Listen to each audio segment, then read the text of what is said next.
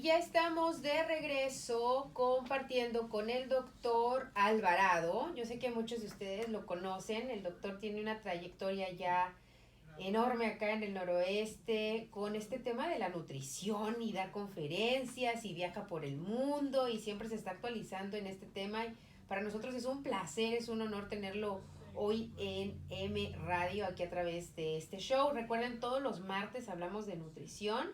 Y bueno, doctor, antes de irnos a la pausa, nos estaba comentando sobre esto que le llaman la enfermedad celíaca y que muchas personas todavía no logramos entender muy bien eso de la no tolerancia al gluten, que bueno, eso es algo que nos encanta el pan y ahí es en donde encontramos el gluten. Doctor, cuéntenos un poquito más de esto.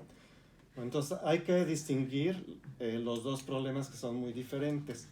La enfermedad celíaca es una enfermedad congénita, genética. Hay un defecto genético que impide que la persona que está enferma pueda producir la enzima que va a digerir el gluten de trigo, la proteína del trigo. Y esa persona se puede enfermar gravemente si come trigo o come algo que tenga gluten, porque no solamente el trigo tiene gluten, o se puede incluso morir. Wow. Entonces, ese es un caso aparte. Hay una persona celíaca entre 1,000,000. Son pocas, afortunadamente, las personas alérgicas al trigo, Eso es muy bueno pero las saber. hay, y hay bastantes, aunque el porcentaje de la población es muy pequeño. Y luego viene la intolerancia al gluten. Y aquí alguien me puede decir, bueno, pero ¿qué no se ha alimentado con trigo los seres humanos durante 10,000 años casi? Y sí, efectivamente, el ser humano, desde que pasó del paleolítico al neolítico y se hizo sedentario y agricultor, empezó a cultivar los cereales y empezó a comer pan. Claro. Si leemos, por ejemplo, algunas partes de la Biblia, vamos a ver que hace 2000 años se comía rutinariamente el pan. Y si leemos la historia de los egipcios de hace 6000 años, los egipcios comían pan. Claro. En Latinoamérica, doctor, nosotros en México, pues nuestro alimento principal es el maíz. Nosotros conocemos el pan cuando llegan los españoles a México. Exactamente, sí. Ay, caray, ¿por qué nos trajeron esta tentación? También que estábamos con el Con puro puro maíz. Bueno, es importante que la audiencia entienda esa parte, porque todavía eso del gluten a muchos como que no nos queda muy claro. No, ahora, sigamos por mencionar qué es el gluten. El gluten es la proteína del trigo. Sí. Es esa parte pegajosa. Yo creo que la mayoría de las personas que nos escuchen y usted alguna vez han hecho papel maché, Sí. algo de papel maché, y para hacer su producto de papel maché han utilizado engrudo. Engrudo, claro. ¿Cómo se prepara el engrudo? Con harina. Con harina de trigo se cocina hasta que queda como un pegamento. Sí. Y ese pegamento puede fundir el periódico, por ejemplo, Correcto. y dejarlo casi como si fuera piedra. Así es. Bueno, ese es por la proteína del trigo, por el gluten. Oh, wow. El gluten es una proteína sumamente pegajosa. Si uno toma una bola de masa de trigo y la lava y la lava y la lava y la lava, uno le va quitando el almidón hasta que queda una bola de una sustancia pegajosa que es el gluten. Okay. Con eso, en algunas personas preparan una especie de carnes vegetarianas. Okay. Con el gluten de trigo. Okay. Pero eso sería un veneno para las personas que tienen intolerancia al trigo. Claro. Sí. Definitivo. Bueno, entonces, ¿por qué menciono el hecho de que el gluten es muy pegajoso?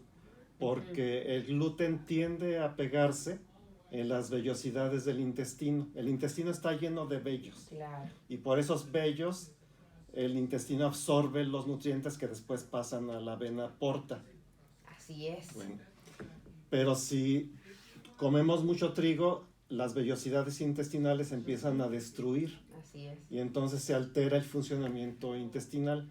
Y eso si estuviéramos hablando de un pan normal de producción biológica y que no haya sido de ninguna manera alterado. Correcto. Bueno, ahora otra función del gluten de trigo es que le da a la masa del trigo esa capacidad de esponjarse, de inflarse. Entonces, con un poquito de masa hacemos un pan enorme. Así y lo que es. estamos comiendo es aire. Wow. Si fuera ese el único problema, no habría realmente de qué preocuparnos. El problema es que para que rinda más y más y más el trigo, los agricultores primero, hace muchos años, se dieron cuenta que podían, por cruzamiento y por hibridación de las especies de trigo, ir creando un trigo que tuviera más gluten. Wow. Y mientras más gluten, más esponjaba, Claro. más le redituaba a la industria de la panadería. Wow. Entonces, a través de los años se ha logrado tener un trigo que tiene muchísimo más gluten que el trigo original. Claro. Y eso hace que nosotros comamos más gluten y que eso afecte más nuestros intestinos. Pero ahora todavía más con la industria genética, con la ingeniería genética, se ha logrado crear especies de trigo que tienen todavía más gluten. Wow. Entonces, la proporción de gluten en el trigo ha aumentado de una manera antinatural, que ha pasado a ser, ha hecho que el trigo se haga una sustancia, un alimento nocivo. Muy dañino. Muy dañino. Imagínense todas estas vellosidades que nos explicaba el doctor, llenas de este pegamento, me imagino, así como nos dice el doctor, y pues obvio que va a empezar a tener deficiencias nuestro sistema, doctor. Sí, al destruir las vellosidades intestinales se afecta la absorción de nutrientes y además se altera la permeabilidad del intestino. El intestino es una barrera permeable que tiene una permeabilidad selectiva que permite pasar o no pasar sustancias, pero cuando se destruyen las vellosidades intestinales y se altera la flora intestinal, se altera la porosidad del intestino y se forma un problema que se llama intestino poroso o síndrome de intestino poroso. El problema del intestino poroso es que empiezan a pasar del intestino algunas sustancias sin digerir bien y pasan a la sangre. Y esas sustancias sin digerir, por ejemplo, algunas proteínas, producen reacciones con el sistema inmunológico y empiezan a producir alergias con el tiempo y afectan al sistema inmunológico. Pero todavía más la industria panadera moderna, si uno lee las etiquetas, va a ver, por ejemplo, dice, tiene harina de trigo. Vamos a suponer que sea trigo integral, que ya, bueno, tiene gluten del trigo, que ya fue alterado y que ya tiene más gluten. Pero va a ver que además otro de los ingredientes es que le agregan más gluten. Wow. Entonces es un pan sumamente rico en gluten que puede alterar gravemente el intestino. Con eso no quiero decir que todas las personas se vean afectadas. Hay personas que tienen mucha resistencia a ese tipo de problemas, que heredaron una salud intestinal muy buena y que son resistentes al gluten. Pero son muy pocas personas. La mayoría de las personas con el tiempo vamos desarrollando algún grado de intolerancia al gluten, desde un grado muy pequeño, que consiste en que simplemente nos produce algo de inflamación cuando comemos, de inflamación intestinal, abdominal, pero en otras personas se producen síntomas más graves como síntomas alérgicos, comen un pan y le empiezan a llorar los ojos o les escurre la nariz. Como una alergia. Como una alergia, y es por el gluten. Y luego, por tanto gluten, como la proteína del gluten es muy similar a la gliadina, es muy similar a la tiroxina, que es la hormona que produce nuestra glándula tiroides, se empieza a confundir nuestro organismo y cree que desarrolla anticuerpos contra la gliadina. Y luego se confunde y cree que la tiroxina, nuestra hormona tiroidea, es un invasor y la empieza a atacar y empieza a atacar la glándula tiroides. Y eso puede producir hipotiroidismo con el tiempo.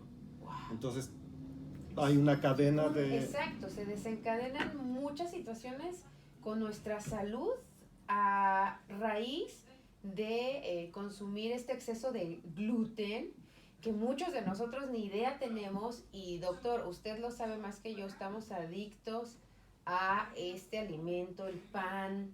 De verdad, yo he escuchado a personas que lo que más les cuesta trabajo es dejar el pan. Entonces, queremos que la gente comprenda cuál es la razón por la que tenemos que estar atentos a lo que consumimos, a lo que compramos, lo que llevamos en casa, Bueno, hoy en día hasta es mejor hacer su propio pan en casa, utilizando ingredientes saludables, doctor. Sí, así es. Y ahora que mencionó la adicción, podría parecer como un comentario metafórico, pero no, se ha comprobado científicamente Es literal. que el pan y el azúcar blanca, el azúcar refinada, activan las partes del cerebro que se activan cuando consume uno cocaína. Wow. Y que Sí. producen la misma adicción que puede producir la cocaína, o muy similar. Claro, le dicen la droga del siglo XXI, sí, al azúcar. Decía Abraham Hoffer, uno de los creadores de la nutrición ortomolecular, si uno refina la hoja de coca y produce cocaína, obtenemos un polvo blanco que es adictivo y eso está penado y criminalizado y es un narcotraficante. Es cierto. Pero si yo produzco un polvo blanco con el trigo y con el azúcar blanca que produce el mismo nivel de adicción, soy un comerciante. ¡Oh, wow! ¡Qué interesante! Y se producen daños colaterales muy semejantes. Y nadie va a la cárcel por No. eso. Increíble, señores y señoras. Estamos hoy con el doctor Miguel Alvarado. Y bueno, vamos a ir a un corte y ahorita regresamos para seguir precisamente enfocándonos en nuestro tema del día de hoy, nutrición ortomolecular. Así que amigos, no se vayan. Si quieren comunicarse con nosotros aquí a cabina, por favor, mándenos un mensaje de texto o llámenos al 360-515-7819. 360-515-7819. Ya volvemos.